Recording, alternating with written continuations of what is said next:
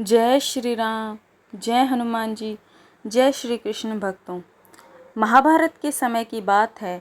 पांचों पांडवों ने भगवान श्री कृष्ण से कलयुग के बारे में चर्चा की और कलयुग के बारे में विस्तार से पूछा और जानने की इच्छा जाहिर की कि कलयुग में मनुष्य कैसा होगा, उसके व्यवहार कैसे होंगे और उसे मोक्ष कैसे प्राप्त होगा।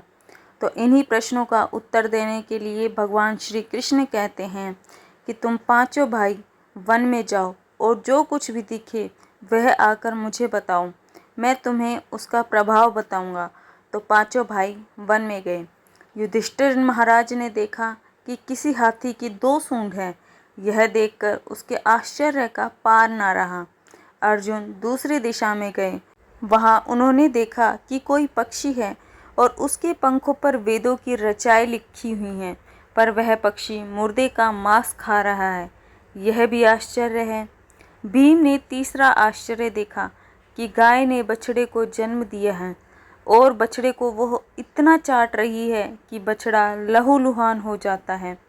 सहदेव ने चौथा आश्चर्य देखा कि 6-7 कुएं हैं और आसपास के कुओं में पानी है, किंतु बीच का कुआं खाली है। बीच का कुआं गहरा है, फिर भी पानी नहीं है। पांचवें भाई नकुल ने भी एक अद्भुत आश्चर्य देखा कि एक पहाड़ के ऊपर से एक बड़ी शिला लुढ़कती लुढ़कती आती है और कितने ही वृक्षों से टकराई, पर उन वृक्षों के तने उसे रोक न सके। कितनी ही अन्य शिलाओं से टकराई, पर वो रुक न सकी। अंत में एक अत्यंत छोटे पौधे का स्पर्श होते ही वह स्थिर हो गई। पांचों भाइयों के आश्चर्य का कोई पार नहीं रहा। शाम को वे श्री कृष्ण के पास गए और अपने अलग अलग दृश्यों का वर्णन किया। युधिष्ठिर कहते हैं कि मैंने 2 सूंड वाला हाथी देखा तो मेरे आश्चर्य का कोई पार नहीं रहा।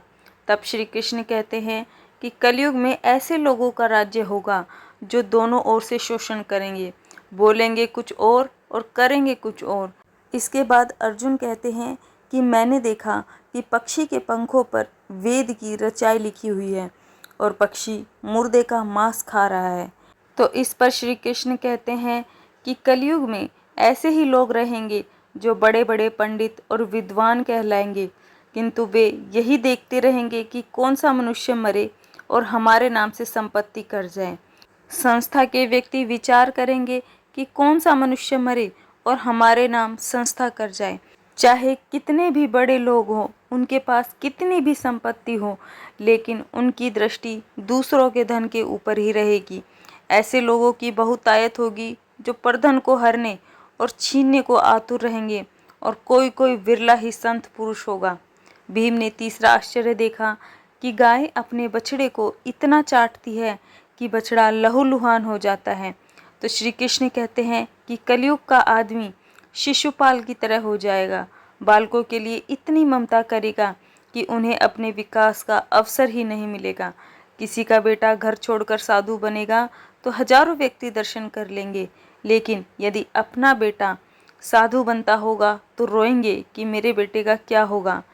इतनी सारी ममता होगी कि उसे मोह माया और परिवार में ही बांध कर रखेंगे और उसका जीवन वहीं खत्म हो जाएगा। अंत में बेचारा अनाथ होकर मरेगा। कोई व्यक्ति भक्ति, भजन और भगवान का ध्यान करेगा तो लोग उसे मूर्ख समझेंगे। भगवान के अलावा उसे हर चीज में आनंद की प्राप्ति होगी। वो अपने असली सत्य को नहीं जान पाएगा। सहदेव आगे कहते हैं कि मैंने देखा 5-7 भरे कुओं के बीच का कुआं एकदम खाली है। तो भगवान श्री कृष्ण कहते हैं कि कलयुग में धनवान लोग अपने पुत्र और पुत्री के विवाह में, मकान के उत्सव में, छोटे बड़े उत्सव में तो लाखों रुपए खर्च कर देंगे, परंतु पड़ोस में यदि कोई भूखा प्यासा होगा तो यह नहीं देखेंगे कि उसका पेट भरा है या नहीं। मौज मस्ती में, शराब में, व्यसन में पैसे उड़ा देंगे, किंतु किसी के 2 आंसू पोंछने में उनकी रुचि नहीं होगी। और जिनकी रुचि होगी उन पर कलयुग का प्रभाव नहीं होगा, उन पर भगवान का प्रभाव होगा। पांचवें भाई नकुल कहते हैं कि मैंने देखा एक बड़ी चट्टान पहाड़ पर से लुढ़क रही है। वृक्षों के तने और चट्टान उसे रोक नहीं पा रहे, किंतु एक छोटे से पौधे से टकराते ही वह चट्टान रुक गई। तो भगवान श्री कृष्ण कहते हैं कि कलयुग में मानव का मन नीचे की तरफ ही गिरेगा, उसका जीवन पतित होगा। और यह पतित जीवन धन की शिलाओं से नहीं रुकेगा, न ही सत्ता के वृक्षों से रुकेगा, किंतु हरि नाम के एक छोटे से पौधे से, हरि कीर्तन के एक छोटे से पौधे से मनुष्य के जीवन का पतन होना रुक जाएगा। इस प्रकार श्री कृष्ण पांडवों को उदाहरण सहित बताते हैं कि कलयुग में मानव की दशा क्या होगी। कलयुग में वही व्यक्ति आनंद को, भगवान को प्राप्त कर पाएगा जो भगवान का भजन कीर्तन और हमेशा भगवान का स्मरण करेगा। तो वीडियो अगर आपको अच्छी लगे तो वीडियो को लाइक करें और कमेंट में जय श्री राम, जय हनुमान, जय श्री कृष्ण ज़रूर लिखें।